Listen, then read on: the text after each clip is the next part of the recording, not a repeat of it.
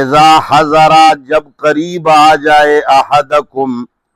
تم میں سے کسی ایک کو الموت موت ان ترکا بشرطے کہ وہ چھوڑ رہا ہو خیرن مال کو کیا لازم ہے الوصیت وصیت کرنا للوالدین اپنے ماں باپ کے لیے والاقربین اور اپنے رشتہ داروں کے لیے بالمعروف شرعی طریقے کے ساتھ حقا علی المتقین لازم ہے یہ پرہیزگاروں پر۔ یہاں دو رائے ہیں۔ ایک رائے یہ ہے کہ بھئی یہ حکم پہلے آیا جب اللہ تعالیٰ نے وہ میراث کا حکم نہیں اتارا تھا، اس وقت اللہ تعالیٰ نے معاشرے کی اصلاح کے لیے وصیت کو لازم کیا کہ تم لوگ اپنے والدین اور رشتہ داروں کے لیے اگر کچھ مال کی وصیت کرتے ہو تو لازم ہے یہ کرو۔ اور یہ لوگ کہتے ہیں کہ جب سورۃ النساء کے اندر میراث کے احکام جاری ہو گئے تو یہ منسوخ ہو گیا، اور کچھ لوگ یہ بھی کہتے ہیں کہ ایک روایت ہے، اس روایت کی بنیاد پر یہ حکم منسوخ ہو گیا، اور روایت یہ ہے کہ بھئی جن کا حصہ ہے میراث میں ان کے لیے وصیت جائز نہیں ہے۔ یہ ایک رائے ہے۔ ہم اس رائے کے ساتھ متفق نہیں ہیں۔ ایک تو اس لیے کہ اللہ کی کتاب میں کوئی ناسخ اور منسوخ نہیں۔ اللہ کو معلوم تھا کہ میں اب یہ حکم نازل کر رہا ہوں اور کچھ دنوں کے بعد سورۃ النساء کے اندر ایک اور حکم نازل کروں گا۔ اس کو علم تھا۔ جس کو علم ہوتا ہے وہ ایسی بات کو نازل نہیں کرتا جو ایک دوسرے کے ساتھ ٹکرا رہے ہوں، اور روایت جو ہے وہ خبر واحد ہے، جتنی بھی طاقتور ہو جائے اس کے ذریعے سے قرآن کو منسوخ نہیں کیا جا سکتا، اور جو لوگ روایتوں کے ذریعے قرآن کو منسوخ کرتے ہیں ہم ان کی ایمان پر بھی اچھا گمان نہیں رکھتے۔ تو اللہ تعالیٰ نے جو یہ حکم فرمایا ہے یہ تاحال باقی ہے۔ اب بھی اگر کوئی مرتا ہے، چونکہ اپنے تیسرے حصے میں ہر مرنے والے کا حق ہوتا ہے 1/3 کے اندر،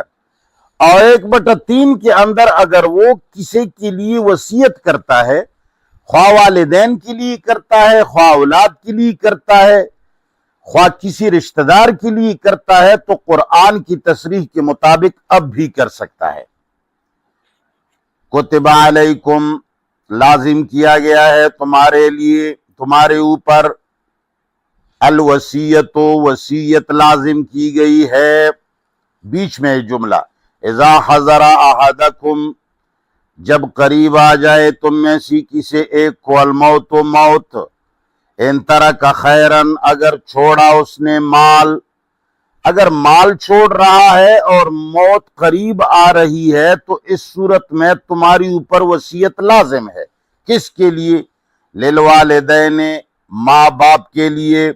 والاقربین اور رشتہ داروں کے لیے، بالمعروف شرعی طریقے سے کوئی بھی وصیت کر سکتا ہے، نہ یہ منسوخ ہے نہ ہی یہ مردود ہے۔ حقا علی المتقین یہ لازم ہے پرہیزگاروں کے اوپر،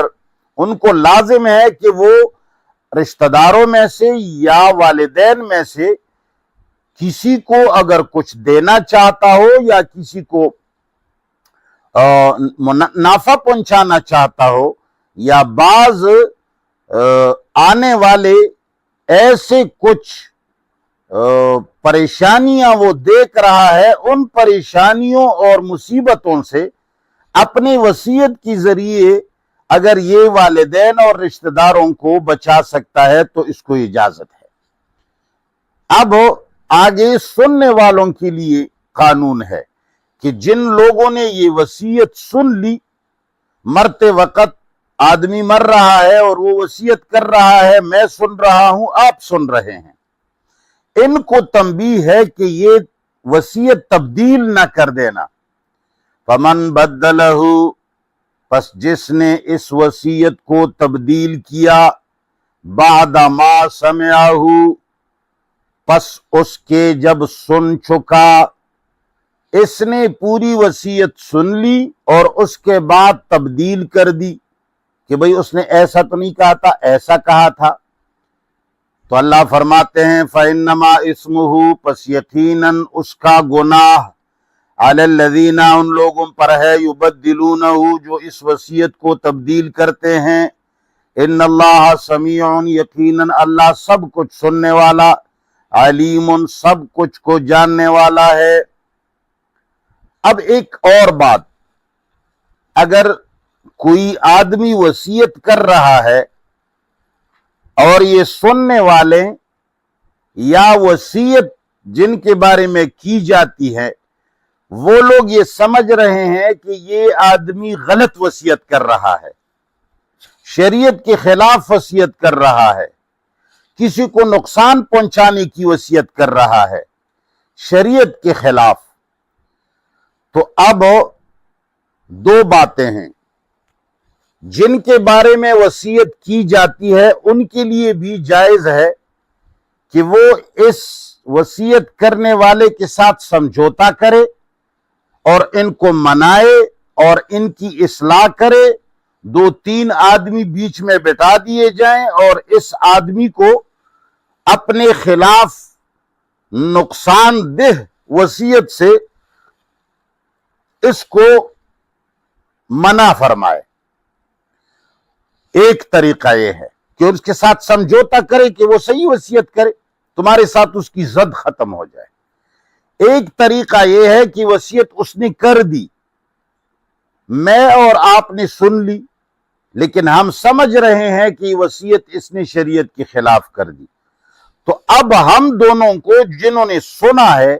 ان دونوں کو یہ وصیت جب لاگو کریں گے تو غلط طریقے سے، جس طرح اس نے غلط وصیت کی ہے ایسی نہیں لاگو کریں گے،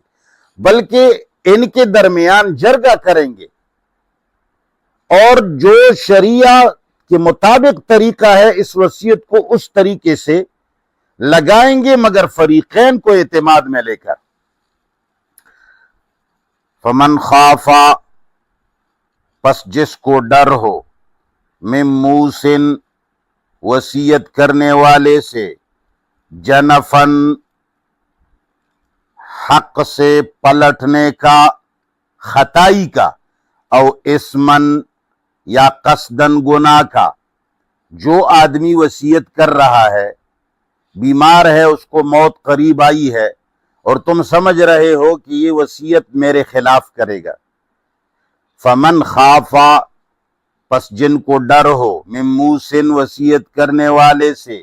جنفن، حق سے پلٹنے کا، خطا کے ذریعے، یعنی تمہیں یہ ڈر ہے کہ یہ خطأً حق سے پلٹ جائے گا، خطا سے یہ غلط وصیت کر جائے گا، جنفن، حق سے پلٹنے کا، خطا کے ذریعے، او اسمن، یا گناہ سے خطرہ ہو، قصدن، کہ قصدن یہ غلط کرے گا، فَأَصْلَحَ بَيْنَهُمْ، پس صلح کرے ان کے درمیان، صلح کرے ان کے درمیان، یا تو اس وصیت کرنے والے کے زندگی میں ان کے ساتھ صلح کرے کہ وہ صحیح وصیت کرے، یا اس کی مرنے کے بعد جنہوں نے یہ وصیت سن لی ہے یہ ان کے ورثاء کے درمیان صلح کرے، فلا اثم علیہ، تو ان پر کوئی گناہ نہیں۔ ان اللہ غفور الرحیم، یقیناً اللہ بخشنے والا اور رحم کرنے والا ہے۔ بس یا ایھا الذین آمنوا، اے ایمان والو، کتب علیکم، لازم کیا گیا ہے تمہارے اوپر، القصاص، قصاص نافذ کرنا،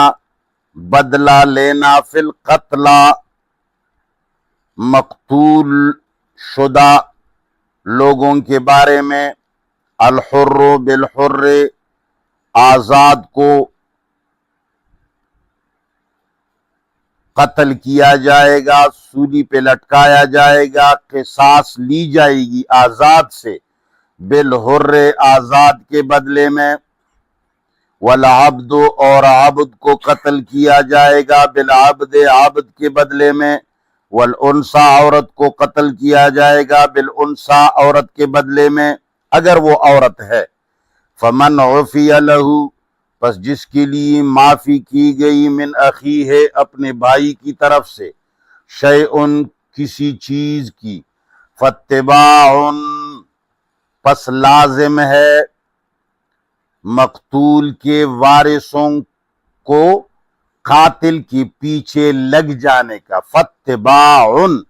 تو لازم ہے مقتول کے وارثوں کو قاتل کے پیچھے لگ جانے کا، بالمعروف اچھے طریقے سے، یعنی یہ مقتول کے ورثہ